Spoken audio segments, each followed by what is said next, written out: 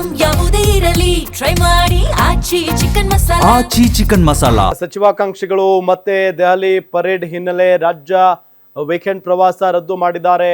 ಮಲ್ಲಿಕಾರ್ಜುನ ಖರ್ಗೆ ಅವರು ಈ ವಾರ ದೆಹಲಿಯಲ್ಲೇ ಉಳಿದುಕೊಳ್ಳುವುದಕ್ಕೆ ನಿರ್ಧಾರವನ್ನ ಮಾಡಿದ್ದಾರೆ. ಎಐಸಿಸಿ ಅಧ್ಯಕ್ಷ ಮಲ್ಲಿಕಾರ್ಜುನ ಖರ್ಗೆ ಎಷ್ಟು ದಿನ ಇನ್ನು ಹೀಗೆ ಇದೇ 13 ಜನ ಸಚಿವರನ್ನ ತಗೊಂಡು ಇಡೀ ರಾಜ್ಯವನ್ನ ಸಂಭಾಳಿಸೋದಕ್ಕೆ ಸಾಧ್ಯನಾ? ರಾಜ್ಯದ ಅಭಿವೃದ್ಧಿ ಮಾಡೋದಕ್ಕೆ ಸಾಧ್ಯನಾ? ಎಲ್ಲ ಇಲಾಖೆಯನ್ನ ಸಂಭಾಳಿಸೋದಕ್ಕೆ ಸಾಧ್ಯನಾ? ಸಹಜವಾಗ ಒಂದು ಪ್ರಶ್ನೆ ಇದ್ದೇ ಇದೆ.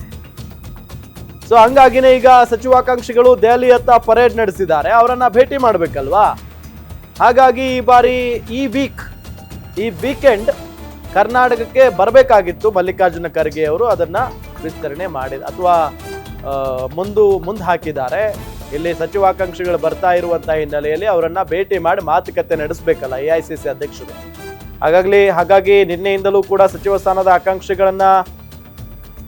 ಆಕಾಂಕ್ಷಿಗಳು ಲಾಬಿ ಮಾಡ್ತಾನೆ ಇದ್ದಾರೆ. ದೆಹಲಿಗೆ ತೆರಳಿ ಖರ್ಗೆ ಬಳಿ ಲಾಬಿ ಮಾಡ್ತಾ ಇದ್ದಾರೆ ಆಕಾಂಕ್ಷಿಗಳು.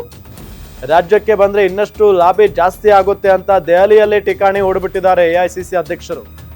ರಾಹುಲ್ ಗಾಂಧಿ ಬರ್ತಾ ಇದ್ದಂತೆ ದೆಹಲಿಗೆ ತೆರಳಲಿದ್ದಾರೆ ಸಿಎಂ ಡಿಕೆಶಿ. ಸಂಪುಟ ವಿಸ್ತರಣೆಗೆ ಗ್ರೀನ್ ಸಿಗ್ನಲ್ ಪಡೆಯಲಿದ್ದಾರೆ ಸಿಎಂ. ಗ್ರೀನ್ ಸಿಗ್ನಲ್ ಸಿಕ್ಕರೆ ಆಷಾಢದಲ್ಲೇ ಸಂಪುಟ ವಿಸ್ತರಣೆ ಆಗುತ್ತೆ. ಗ್ರೀನ್ ಸಿಗ್ನಲ್ ಸಿಕ್ಕರೆ ಆಷಾಢದಲ್ಲೇ ಸಂಪುಟ ವಿಸ್ತರಣೆ ಆಗುತ್ತೆ. ಸಾಕಷ್ಟು ಜನ ಅಂತೂ ಆಕಾಂಕ್ಷಿಗಳು ಇದ್ದೇ ಇದ್ದಾರೆ. ಸೊ ಆ ನಿಟ್ಟಿನಲ್ಲಿ ಎಲ್ಲರೂ ಕೂಡ ದೆಹಲಿಯತ್ತ ಪ್ರಯಾಣವನ್ನ ಬೆಳೆಸ್ತಾ ಇದ್ದಾರೆ.